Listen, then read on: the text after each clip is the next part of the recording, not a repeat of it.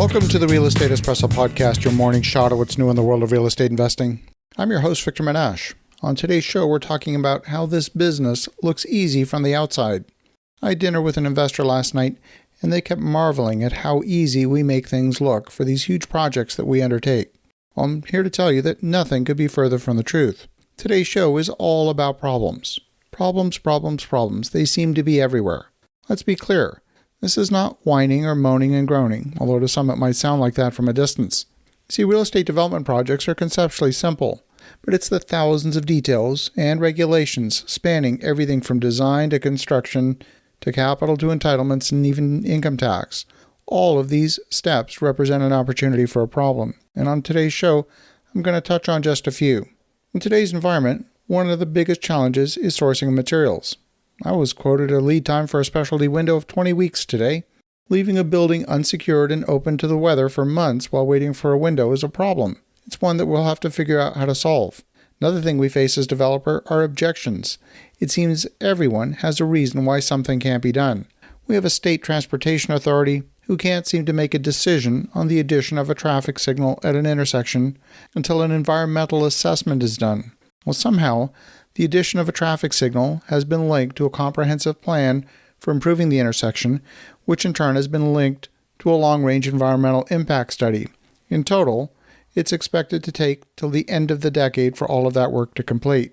Now, fortunately, the state is willing to allow the development community, that is, a coalition of developers, to undertake improvements to the intersection at their own expense without the environmental impact study, and then donate the improvements to the state. In short, we can design the traffic light and we can pay for its installation and then donate it to the highway authority, and the highway authority will let us do it. But the process to getting to a statement of consent to those improvements was predictably filled with countless meetings, letters of objection, statements that our project couldn't be approved until the traffic problem was solved. Now, this same project also requires us to design and install a sewer lift station because the topography makes it very costly to construct a gravity-fed system.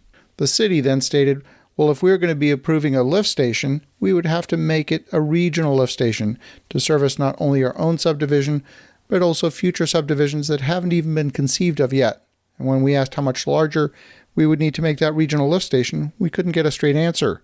We're also working on another residential subdivision. This one's 34 acres where the previous landowner had already zoned the property residential and started construction of 50% of the residential lots. But for some reason, he stopped selling the individual lots and he didn't like paying the higher property taxes associated with the residential zoning, at least on the remaining 17 acres. So he applied to have the other half of the subdivision rezoned back to agricultural so he could save some money on his property taxes. Well, the ministry responsible for management of agricultural land has a completely new set of regulations designed to protect the erosion of agricultural land. We took over the project 2 years ago, and we've now made several applications to have the property rezoned back to residential. We made the application 3 times, or maybe it's 4, I seem to have lost count. Each time the application was rejected, it's because it wasn't in the right form, it didn't comply with the new regulations, or because it needed to be routed through another agency first. We're working on another project where the forward progress got hampered by a lawsuit. The lawsuit was without merit, but in the meantime, while the lawsuit was pending, no lender would take the risk and advance funding to the project. We've got another project where the land is zoned agricultural, but it's being taxed as if it was a commercial property. So we've got the strange situation of being taxed for use that we're not actually permitted to undertake. We were told by the city that we will need to apply for a zoning change, and that we will need to set up a community meeting, and that if more than 23 people petition the city, then the entire project will be put up for referendum, which will add months to the whole zoning approval process. See, we found problems on all kinds of things. Problems on surveys, where surveys from 2 different surveyors on the same property did not agree. I'm not talking millimeters here. I'm talking discrepancy of 75 feet. And when problems like that surface, you might be wondering, how on earth does this happen?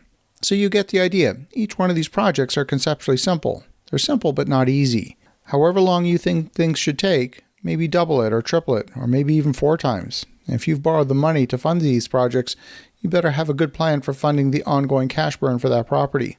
A huge part of building successful projects is in assembling a team that can creatively solve the dozens of problems that will routinely seem to arise. We approach these projects with a tremendous amount of caution and humility and a posture that we're going to be facing problems somewhere along the way. I just can't tell you exactly where they are. As you think about that, have an awesome rest of your day. Go make some great things happen. We'll talk to you again tomorrow.